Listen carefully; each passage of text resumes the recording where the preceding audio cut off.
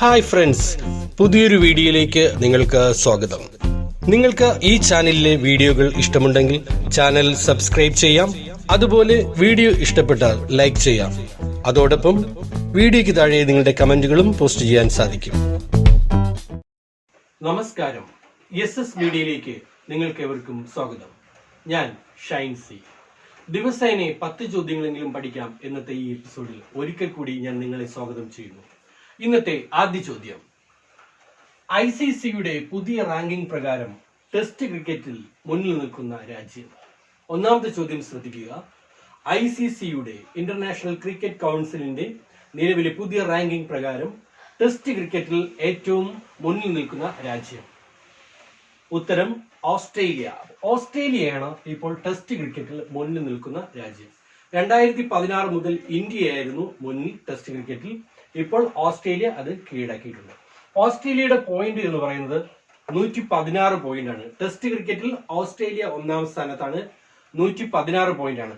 രണ്ടാം സ്ഥാനം ന്യൂസിലൻഡ് ആണ്, 115 പോയിന്റ്. രണ്ടാം സ്ഥാനം ന്യൂസിലൻഡ് ആണ്, 115 പോയിന്റ്. മൂന്നാം സ്ഥാനത്താണ് ഇന്ത്യ, 114 പോയിന്റ്. അപ്പോൾ ഇന്ത്യ 114 പോയിന്റുമായി ടെസ്റ്റ് ക്രിക്കറ്റിൽ മൂന്നാം സ്ഥാനത്താണ്. അതേസമയം ICCയുടെ വൺ ഡേ ക്രിക്കറ്റിൽ ഒന്നാം സ്ഥാനത്ത് നിൽക്കുന്നത് ഇംഗ്ലണ്ടാണ്. ലോക ചാമ്പ്യന്മാരായ ഇംഗ്ലണ്ടാണ്. 127 പോയിന്റുമായിട്ട് ഇംഗ്ലണ്ടാണ് ഒന്നാം സ്ഥാനത്ത് നിൽക്കുന്നത്.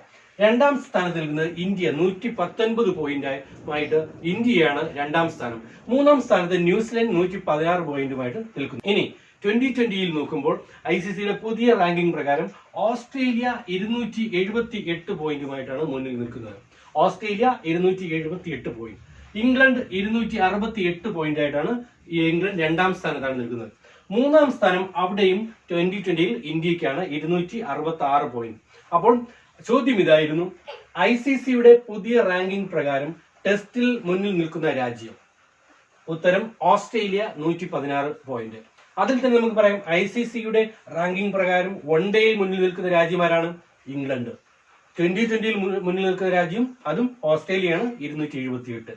ഇനി ഇന്ത്യയുടെ സ്ഥാനം ടെസ്റ്റിൽ മൂന്നാം സ്ഥാനത്തും വൺ ഡേയിൽ രണ്ടാം സ്ഥാനത്തും 2020 മൂന്നാം സ്ഥാനത്തുമാണ്. ഇനി ICCയെ പറ്റി പറയുമ്പോൾ ICCയുടെ ഹെഡ്ക്വാർട്ടേഴ്സ് എന്ന് പറയുന്നത് ദുബായ് ആണ്. അപ്പോൾ ദുബായിലാണ് ICCയുടെ ഹെഡ്ക്വാർട്ടേഴ്സ്. അവരുടെ CEO എന്ന് പറയുന്നത് മനു സോഹിനിയാണ് അവരുടെ CEO എന്ന് പറയുന്നത്. അതുപോലെ അവരുടെ ചെയർമാൻ എന്ന് പറയുന്നത് ശങ്കർ മനോഹർ ആണ് അവരുടെ ചെയർമാൻ എന്ന് പറയുന്നത്. എന്റെ ചോദ്യം ഇതായിരുന്നു, ICCയുടെ ഇന്റർനാഷണൽ ക്രിക്കറ്റ് കൗൺസിലിന്റെ പുതിയ റാങ്കിംഗിന്റെ അടിസ്ഥാനത്തിൽ ടെസ്റ്റ് മത്സരങ്ങളിൽ മുന്നിൽ നിൽക്കുന്ന രാജ്യം ഏതാണ്? ടെസ്റ്റ് ക്രിക്കറ്റിൽ മുന്നിൽ നിൽക്കുന്ന രാജ്യം. അവരുടെ പോയിന്റ് അടിസ്ഥാനത്തിൽ ഓസ്ട്രേലിയയാണ് ഒന്നാം സ്ഥാനം, 116. രണ്ടാമത്തെ ചോദ്യം, the Delhi that one knows എന്ന കൃതിയുടെ രചയിതാവ്. ചോദ്യം ഇതാണ്, the Delhi that one knows എന്ന കൃതിയുടെ രചയിതാവ്. ഈ രചയിതാവാണ് ഇന്നലെ മരിച്ചുപോയത്. ഡൽഹിയിൽ ഇന്നലെ അദ്ദേഹം മരിച്ചുപോയി. അദ്ദേഹത്തിന്റെ പേരാണ് റൊണാൾഡ് വിവിയൻ സ്മിത്ത്. 81 വയസ്സുള്ള റൊണാൾഡ് വിവിയൻ സ്മിത്ത്. അദ്ദേഹത്തിന്റെ പേര് റൊണാൾഡ് വിവിയൻ സ്മിത്ത് എന്നാണ്. അദ്ദേഹം ഇന്നലെ അന്തരിച്ചു. അദ്ദേഹം ജനിച്ചത് 1938 ആഗ്രയിൽ, ഉത്തർപ്രദേശിലെ ആഗ്രയിലാണ് അദ്ദേഹം ജനിച്ചത്. 1938 ആഗ്രയിലാണ് അദ്ദേഹം ജനിച്ചതെങ്കിലും ഇദ്ദേഹം ഫേമസ് ആയത് ഡൽഹിയിലാണ്. അദ്ദേഹത്തിന്റെ കൃതികളും നോവലുകളെല്ലാം തന്നെ ഫേമസ് ആയിരിക്കുന്നത് ഡൽഹിയിലാണ്. ഏപ്രിൽ 2020 ഏപ്രിൽ 20 ദ ഹിന്ദുവിൽ അദ്ദേഹത്തിന്റെ ഒരു കോളം ഉണ്ടായിരുന്നു. അദ്ദേഹം ജേർണലിസ്റ്റ് കൂടി ആയതുകൊണ്ട് ദ ഹിന്ദുവിൽ അദ്ദേഹത്തിന്റെ ഒരു കോളം ഉണ്ടായിരുന്നു. നിങ്ങൾ വായിച്ചിട്ടുണ്ടോ എന്നറിയില്ല. അപ്പോൾ അദ്ദേഹത്തിന്റെ മറ്റു പ്രശസ്തമായിട്ടുള്ള കൃതിയാണ് jasmine night and the Taj. അദ്ദേഹത്തിന്റെ പ്രശസ്തമായിട്ടുള്ള മറ്റൊരു നോവലാണ്. ഇനി ഡൽഹിയെ പറ്റി പറയുമ്പോൾ ഡൽഹിയുടെ ചീഫ് മിനിസ്റ്റർ എന്ന് പറയുന്നത് അരവിന്ദ് കെജ്രിവാളാണ്. ഡൽഹിയുടെ ചീഫ് മിനിസ്റ്റർ എന്ന് പറയുന്നത് അരവിന്ദ് കെജ്രിവാളാണ് ഡൽഹിയുടെ മുഖ്യമന്ത്രി എന്ന് പറയുന്നത്. അവിടെ ഗവർണർ എന്ന് പറയുന്നത് അനിൽ ബൈജാളാണ് അവരുടെ ഗവർണർ. അപ്പോൾ എന്റെ രണ്ടാമത്തെ ചോദ്യം ഇതായിരുന്നു, the Delhi that one knows എന്ന കൃതിയുടെ രചയിതാവ്. ആര്? റൊണാൾഡ് വിവിയൻ സ്മിത്ത് ആണ്. 81 വയസ്സുള്ള റൊണാൾഡ് വിവിയൻ സ്മിത്ത് ആണ് ആ കൃതി രചിച്ചിരിക്കുന്നത്. അദ്ദേഹമാണ് ഇന്നലെ അന്തരിച്ചത്. 81 വയസ്സായിരുന്നു. അദ്ദേഹം 1938 ആഗ്രയിൽ ജനിച്ചു. അദ്ദേഹത്തിന്റെ ജോലി മേഖല എന്ന് പറയുന്നത് അദ്ദേഹം കൂടുതലും ഡൽഹിയിലാണ് അദ്ദേഹം സ്റ്റേ ചെയ്തത്. അവിടെ വെച്ചാണ് അദ്ദേഹം ഫേമസ് ആയ ഒരു എഴുത്തുകാരനായി തീരുന്നത്. Jasmine night and the Taj എന്ന് പറയുന്ന ഒരു നോവലും അദ്ദേഹത്തിന്റെ ഫേമസ് ആയിട്ടുള്ള ഒരു കൃതികളിലൊന്നാണ്. അതുപോലെ ഡൽഹിയെ പറ്റി നമ്മൾ പറയുമ്പോൾ ഡൽഹിയുടെ CM ചീഫ് മിനിസ്റ്റർ എന്ന് പറയുന്നത് അരവിന്ദ് കെജ്രിവാളാണ്. അനിൽ ബൈജാലാണ് അവരുടെ ഗവർണർ എന്ന് പറയുന്നത്. മൂന്നാമത്തെ ചോദ്യം, ഡെനിസ് ഗോൾഡ്ബർഗ് ഏത് രാജ്യത്താണ് വർണ്ണ വിവേചനങ്ങൾക്ക് വേണ്ടി പോരാടിയത്? ചോദ്യം ഇതാണ്, ഡെനിസ് ഗോൾഡ്ബർഗ് ഏത് രാജ്യത്താണ് വർണ്ണ വിവേചനങ്ങൾക്ക് വേണ്ടി പോരാടിയത്? ഡെനിസ് ഗോൾഡ്ബർഗ് ഏത് രാജ്യത്താണ് വർണ്ണ വിവേചനങ്ങൾക്ക് വേണ്ടി പോരാടിയത്? South Africa. ദക്ഷിണാഫ്രിക്കയിലെ ഒരു വർണ്ണ വിവേചനത്തിന്റെ സമര നായകനായിരുന്നു ഡെനിസ് ഗോൾഡ്ബർഗ്. അദ്ദേഹവും ഇന്നലെ അന്തരിച്ചു. 87 വയസ്സുള്ള ഒരു വ്യക്തിയായിരുന്നു. ലങ് ക്യാൻസർ മൂലം ഇദ്ദേഹം ഇന്നലെ അന്തരിക്കുകയുണ്ടായത്. അപ്പോൾ 87 വയസ്സുള്ള സൗത്ത് ആഫ്രിക്കക്കാരനായ ഡെനിസ് ഗോൾഡ്ബർഗും സൗത്ത് ആഫ്രിക്കയിൽ വർണ്ണ വിവേചനത്തിന് വേണ്ടി ഒരുപാട് പോരാടിയ ഒരു വ്യക്തിയായിരുന്നു. ഇനി അദ്ദേഹം ജനിച്ചത് കേപ്പ് ടൗണിലാണ്. ഡെനിസ് ഗോൾഡ്ബർഗ് ജനിച്ചിരിക്കുന്നത് 11 ഏപ്രിൽ 1933. സൗത്ത് ആഫ്രിക്കയെ പറ്റി പറയുമ്പോൾ സൗത്ത് ആഫ്രിക്കയുടെ തലസ്ഥാനം 3 തലസ്ഥാനമാണ് അറിയുന്നത്. ഒന്ന് ലെജിസ്ലേറ്റീവ് തലസ്ഥാനം എന്ന് പറയുന്നത് കേപ്പ് ടൗൺ ആണ്. അതുപോലെ എക്സിക്യൂട്ടീവ് തലസ്ഥാനം എന്ന് പ്രിട്ടോറിയയും ബ്ലൂംഫെൽഡൻ ആണ് ജുഡീഷ്യൽ ക്യാപിറ്റൽ എന്ന് പറയുന്നത്. 3 തലസ്ഥാനങ്ങളാണ് അവർക്കുള്ളത്. അവരുടെ കറൻസി എന്ന് പറയുന്നത് സൗത്ത് ആഫ്രിക്കൻ രണ്ട് എന്നാണ് അറിയപ്പെടുന്നത്. RAND, സൗത്ത് ആഫ്രിക്കൻ രണ്ട് എന്നാണ് അറിയപ്പെടുന്നത് അവരുടെ കറൻസി. അപ്പോൾ എന്റെ മൂന്നാമത്തെ ചോദ്യം ഇതായിരുന്നു, ഡെനിസ് ഗോൾഡ്ബർഗ് ഏത് രാജ്യത്തെ വർണ്ണ വിവേചനങ്ങൾക്ക് വേണ്ടി പോരാടിയ വ്യക്തിയായിരുന്നു? South Africa. അപ്പോൾ ഏത് രാജ്യത്തെ വർണ്ണ വിവേചനങ്ങൾക്ക് വേണ്ടി പോരാടിയ വ്യക്തിയായിരുന്നു? South Africa. സൗത്ത് ആഫ്രിക്കയിൽ അദ്ദേഹം 87 വയസ്സുണ്ടായിരുന്ന ഒരു വ്യക്തിയായിരുന്നു. ലങ് ക്യാൻസർ മൂലം ഇന്നലെ അന്തരിക്കുകയാണ് ഉണ്ടായത്. പിന്നെ പറഞ്ഞു നമ്മൾ അദ്ദേഹത്തിന്റെ ജനിച്ചത് 1933 11 ഏപ്രിലിന് കേപ്പ് ടൗണിലാണ് അദ്ദേഹം ജനിച്ചതെന്ന് പറഞ്ഞു. ഇനി സൗത്ത് ആഫ്രിക്കയെ പറ്റി നമ്മൾ പിന്നെ പഠിച്ചത് അവരുടെ കറൻസി സൗത്ത് ആഫ്രിക്കൻ റണ്ട് എന്നാണ് അറിയപ്പെടുന്നത്. അതുപോലെ അവരുടെ ക്യാപിറ്റൽ എന്ന് പറയുന്നത് 3 ക്യാപിറ്റലാണുള്ളത്. ഒന്ന് ലെജിസ്ലേറ്റീവ് ക്യാപിറ്റലാണ് കേപ്പ് ടൗൺ എന്ന് പറയുന്നത്. അതുപോലെ എക്സിക്യൂട്ടീവ് തലസ്ഥാനം എന്ന് പറയുന്നത് അവരുടെ എക്സിക്യൂട്ടീവ് കാര്യങ്ങളുടെ തലസ്ഥാനം എന്ന് പ്രിട്ടോറിയയാണ്. ബ്ലൂംഫെൽഡൻ ആണ് അവരുടെ ജുഡീഷ്യൽ ക്യാപിറ്റൽ എന്ന് പറയുന്നത്. അപ്പോൾ മൂന്നാമത്തെ ചോദ്യം, ഡെനിസ് ഗോൾഡ്ബർഗ് ഏത് രാജ്യത്തെ വർണ്ണ വിവേചനങ്ങൾക്ക് വേണ്ടി പോരാടിയ വ്യക്തിയായിരുന്നു? South Africa. നാലാമത്തെ ചോദ്യം ഇതാണ്, ഏത് രാജ്യമാണ് റിംബാക്ക് 2020 ആതിഥേയത്വം വഹിക്കുന്നത്? അപ്പോൾ റിംബാക്ക് 2020 എന്ന് പറഞ്ഞു കഴിഞ്ഞാൽ വേൾഡ് ലാർജസ്റ്റ് മാരിടൈം എക്സസൈസ് ആണ് റിംബാക്ക് 2020 എന്ന് പറയുന്നത്. അപ്പോൾ ഇതിന് ആതിഥേയത്വം വഹിക്കുന്നത് ഏത് രാജ്യമാണ്? US ആണ് ഇതിന് ആതിഥേയത്വം വഹിക്കുന്നത്. അപ്പോൾ ഏതു രാജ്യമാണ് റിംബാക്ക് 2020ക്ക് ആതിഥേയത്വം വഹിക്കുന്നത്? US ആണ്. വേൾഡ് ലാർജസ്റ്റ് മാരിടൈം എക്സസൈസ് ആണ് റിംബാക്ക് 2020 എന്ന് വിളിക്കുന്നത്. അപ്പോൾ എന്റെ നാലാമത്തെ ചോദ്യം ഒരിക്കൽ കൂടി പറയുന്നു, ഏത് രാജ്യമാണ് റിംബാക്ക് 2020ക്ക് ആതിഥേയത്വം വഹിക്കുന്നത്? US. World largest maritime exercise. അഞ്ചാമത്തെ ചോദ്യം, വേൾഡ് ബാഡ്മിന്റൺ ചാമ്പ്യൻഷിപ്പ് 2021 നടക്കുന്നത് എവിടെയാണ്? അപ്പോൾ 2021 വേൾഡ് ബാഡ്മിന്റൺ ചാമ്പ്യൻഷിപ്പ് നടക്കുന്നത് എവിടെ? ഏത് നഗരത്തിൽ വെച്ചാണ്? അപ്പോൾ സ്പാനിഷ് സിറ്റിയിൽ കരോളിന മാരിൻ സ്റ്റേഡിയത്തിൽ വെച്ചാണ് വേൾഡ് ബാഡ്മിന്റൺ ചാമ്പ്യൻഷിപ്പ് 2021 നടക്കുന്നത്. Karolina Marin stadium. ഇത് എവിടെയാണെന്ന് വെച്ചാൽ സ്പാനിഷ് സിറ്റി ഹുയൽവയിലാണ്. സ്പാനിഷ് സിറ്റിയിലാണ്. ഹുയൽവ എന്ന് പറയുന്ന സ്ഥലത്താണ്. സ്പാനിഷ് സിറ്റിയായ ഹുയൽവ എന്ന് പറയുന്ന സ്ഥലത്താണ് ഈ 2021 വേൾഡ് ബാഡ്മിന്റൺ ചാമ്പ്യൻഷിപ്പ് നടക്കുന്നത്. ഓഗസ്റ്റിലാണ് ഈ ടൂർണമെന്റ് നടത്തുവാൻ വേണ്ടി തീരുമാനിച്ചിരുന്നത്. എന്നാൽ ഇത് നവംബർ 25 ഡിസംബർ 5 മാറ്റി. പുതിയ തീയതിയാണ്. ഇപ്പോൾ ഈ ഡേറ്റ് ലോക്ക്ഡൌൺ ഈ COVID-19 ബന്ധപ്പെട്ട് ടൂർണമെന്റുകൾ അങ്ങോട്ട് മാറ്റി പുതുക്കി നിശ്ചയിക്കുമ്പോൾ 2021 നടക്കേണ്ട വേൾഡ് ബാഡ്മിന്റൺ ചാമ്പ്യൻഷിപ്പ് ഓഗസ്റ്റിലായിരുന്നു നടക്കേണ്ടത്. അത് ഇപ്പോൾ 2021 നവംബർ 25 ഡിസംബറിലേക്ക് അങ്ങോട്ട് ഡേറ്റ് ചേഞ്ച് ചെയ്യുകയുണ്ടായി. നടക്കുന്ന സ്ഥലം സ്പാനിഷ് സിറ്റിയായ ഹുയൽവയിലാണ്. കരോളിന മാരിൻ സ്റ്റേഡിയം എന്നാണ് ആ സ്റ്റേഡിയത്തിന്റെ പേര്.